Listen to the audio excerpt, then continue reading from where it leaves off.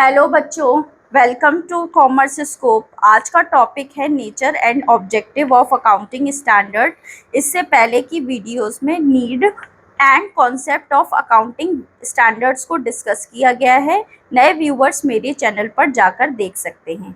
तो आइए शुरू करते हैं। आज का टॉपिक जो है nature of accounting standards. Nature की जब हम बात करते हैं तो इसमें सबसे पहला नेचर ये है कि accounting standards lay down the norms of accounting policies and practices by way of codes to direct as to how the transactions and events should be dealt with in accounts and disclosed in the financial statement. Accounting standard क्या करता है? Accounting policies के लिए norms को बनाता है या practices के क्या बनाता है, नॉर्म्स को सेट करता है by way of codes to direct as to how the transaction and event should be dealt with, कि उस ट्रांजेक्शन और इवेंट को कैसे डील करना है, कैसे उससे डीलिंग करनी है और कैसे उसको फाइनेंशियल स्टेटमेंट्स में शो करना है। फॉर एग्जाम्पल, अकाउंटिंग स्टैंडर्ड में डिफाइन द टर्म कॉस्ट। ठीक है, अकाउंटिंग स्टैंडर्ड क्या करेगा? कॉस्ट क्या होती है उसको डिफाइन करेगा and lay down a definite method for valuation of inventories. और इन्वेंट्रीज के वैल्यूएशन के लिए वो एक पर्टिकुलर मेथड को डिफाइन करता है कि इस मेथड को कैसे यूज करना है, किन किन मेथड्स को यूज कर सकते हैं with minor modification under special circumstances। और जैसी circumstances होती है उनमें हल्का सा मॉडिफिकेशन करके वो क्या करता है, वो मेथड को बताता है कि किस मेथड को यूज करना है फॉर वैल्यूएशन ऑफ इन्वेंट्री। ठीक है, नेक्स्ट पॉइंट आता है, in this way they remove the effect of diverse accounting practices and policies so that financial statement of different business units become comparable. अब जो accounting standards ने जो norms set की है, इससे क्या होता है, जो डाइवर्स अकाउंटिंग पॉलिसीज है, प्रैक्टिसेस है, उनके इफेक्ट को कम करता है, क्योंकि सब लोग एक ही स्टैंडर्ड से चीज़ें बनाएंगे, कैसे डील करना है वैसे ही डील करेंगे। इससे जो है डिफरेंट एंटरप्राइज के जो फाइनेंशियल स्टेटमेंट्स हैं वो क्या होंगे, कंपेरेबल होंगे। ठीक है, नेक्स्ट पॉइंट की बात करते हैं। They prescribe a preferred accounting treatment from the available set of methods for solving one or more accounting problems. ठीक है, कोई भी जो अकाउंटिंग प्रॉब्लम है उसके लिए क्या करता है, एक प्रिस्क्राइब करता है एक preferred accounting treatment from the available set of methods. जो भी अवेलेबल सेट ऑफ मेथड्स है उसमें से एक पर्टिकुलर प्रिस्क्राइब करता है अकाउंटिंग ट्रीटमेंट, जिससे कि अकाउंटिंग प्रॉब्लम्स को क्या किया जा सके, सॉल्व किया जा सके। ठीक है, नेक्स्ट पॉइंट है, they provide information to the users of financial statement as to the basis on which such statements have been prepared।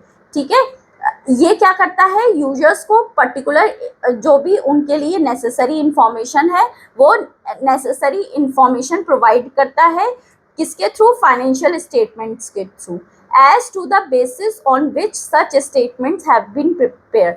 अब इसने एक सेट ऑफ रूल्स बना दिया, उसी के बेसिस पे जो है फाइनेंशियल स्टेटमेंट बनाए गए होंगे, जिससे जो है जो उनके यूजर्स हैं उनको जो सही से सही जानकारी होगी वो मिल सकेगी और वो क्या करेंगे, कंपैरिजन कर सकेंगे, उसी से जो है आगे के रिजल्ट निकाल सकेंगे।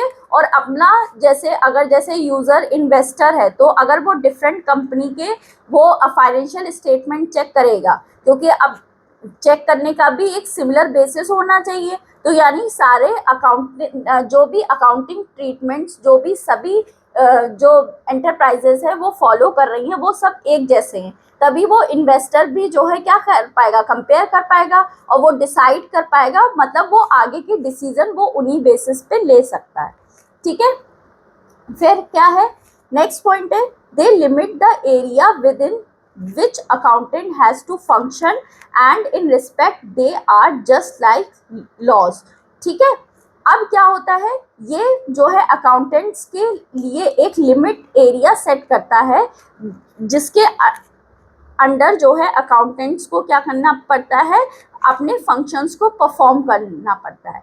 And in respect they are just like laws, और वो एक क्या लगते हैं, लॉज की तरह लगते हैं। However, accounting standards do not aim to introduce rigidity in accounting।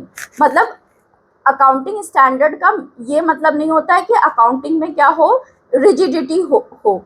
ठीक है, they only attempt to limit the flexibility, provide the accountants realistic guidelines. वो क्या करते हैं, उनका मेन मोटिव होता है कि फ्लेक्सिबिलिटी रहे। ठीक है, तो इसीलिए वो अकाउंटेंट्स के लिए एक गाइडलाइंस को प्रिपेयर करते हैं, ठीक, जिसको फॉलो करके वो सारे अपने अकाउंटिंग के वर्क को कंप्लीट करेगा।